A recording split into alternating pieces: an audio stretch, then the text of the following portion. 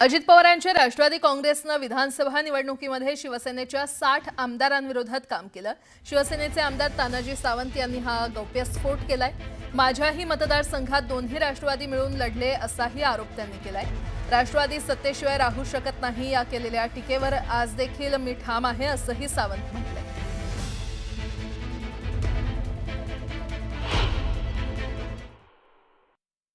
माझं त्या टीकेवरती ठाम असायचं कारण एकच आहे, आम्ही युतीत लढलो। युतीत लढल्यानंतर मला वाटतं सर्व पत्रकार बंधूंना सुद्धा माहित आहे की दोन्ही राष्ट्रवादी ज्या पद्धतीने ताकदीने माझ्या विरोधात इथं लढल्या, मग त्यांना काय अधिकार आहे माझ्यावरती टीका करायचा। आणि त्यांनी माझ्यावरती कुठलंही भाष्य केलं असेल तर मला त्याचं उत्तर द्यायचं काही गरज नाही। माझ्या पक्षाला आम्हाला सगळ्यालाच माहित आहे, आमचे सगळे 60 आमदार आहेत।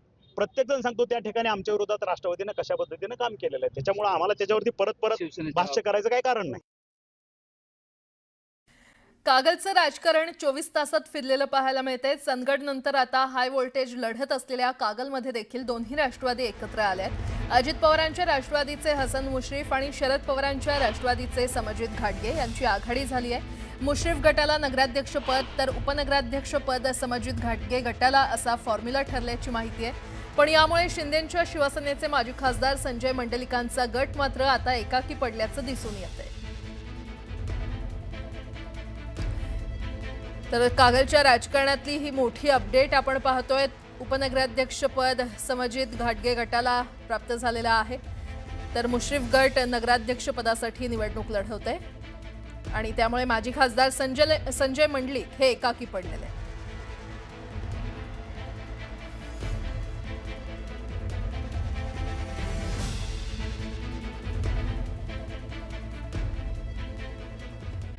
मुंबई महानगरपालिका निवडणुकीसाठी भाजपकडून नवीन फॉर्म्युला तयार असल्याचं कळतंय। 2017 साली सर्व राजकीय पक्षांनी स्वतंत्रपणे निवडणूक लढवली होती आणि त्या पार्श्वभूमीवर यंदाच्या निवडणुकांसाठीचा नवीन फॉर्म्युला अंतिम करण्याची प्रक्रिया जवळपास पूर्ण झाली आहे। नवीन फॉर्म्युलामध्ये काही प्रभागांमध्ये जागांची अदलाबदल होण्याची शक्यता आहे, तर या फॉर्म्युलाला अंतिम मंजुरी वरिष्ठ पातळीवर दिली जाणार आहे। यानंतर भाजपमध्ये पुन्हा एकदा मेगा भरती होण्याची ही शक्यता आहे। दरम्यान मुंबईमध्ये महायुतीत जागा वाटप कोणतेही वाद नसून योग्य पद्धतीने जागा वाटप पार पडेल असा विश्वास भाजपचे मुंबई अध्यक्ष अमित साटम यांनी व्यक्त केलाय।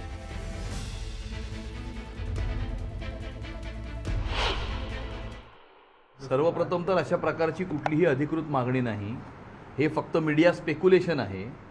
योग्य वेळ आल्यावरती आम्ही सर्वजण एकत्र बसू आणि जमिनीवरती कुठल्या पक्षाचा उमेदवार, त्या ठिकाणी जनतेचा सेंटिमेंट हे कोणाबरोबर आहे, कुठल्या पक्षाची ताकद आहे, त्या ठिकाणाचे समस्या ज्या आहेत, प्रश्न जे आहेत लोकांचे, ते चांगल्या रीतीने कोण सोडवू शकेल आणि खाली जमिनीवर जनतेचा सेंटिमेंट कोणाबरोबर आहे याच्या आधारावरती आम्ही चर्चा करून योग्य वेळी योग्य निर्णय करू। आमच्यामध्ये खूप चांगलं कोऑर्डिनेशन आहे।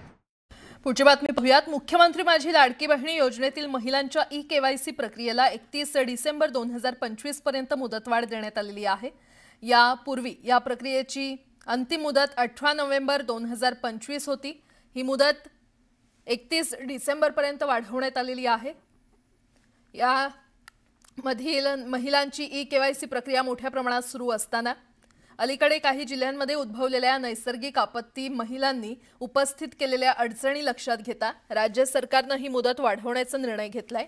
31 डिसेंबर पर्यंत लाभार्थी महिलांनी आपली ई-केवायसी प्रक्रिया पूर्ण करावी असं आवाहन राज्य सरकारने केलंय।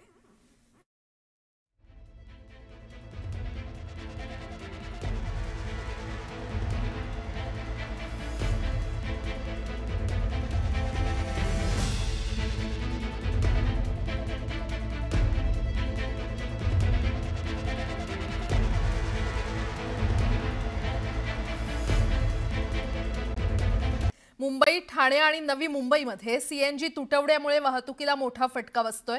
वडाळा परिसरातील गेल कंपनीच्या मुख्य पाईपलाईनमध्ये तांत्रिक बिघाड झाल्यानं रविवारी दुपारपासून मुंबईत सीएनजीचा पुरवठा पूर्णपणे ठप्प झालाय। यामुळे रिक्षा, टॅक्सी, खासगी वाहनं आणि काही बसेस यांच्या वाहतुकीस अडथळा निर्माण झालाय। वाहन चालकांना लांब रांगा लावून गॅस मिळवावा लागलाय, तर अनेक रिक्षा आणि टॅक्सी उपलब्ध नसल्यामुळे प्रवाशांना त्रास सहन करावा लागला। तर कामावर जाणाऱ्यांना आणि शाळेत जाणाऱ्या विद्यार्थ्यांना देखील मोठा फटका बसलाय। गेल कंपनीची वडाळा सिटी टर्मिनलमधील पाईपलाईन अद्याप दुरुस्ती प्रक्रियेत आहे। महानगर गॅस लिमिटेडनं दिलेल्या माहितीनुसार अद्याप दुरुस्तीचं काम सुरू आहे, तर आज दुपारपर्यंत सीएनजी पुरवठा पूर्ववत होण्याची शक्यता आहे।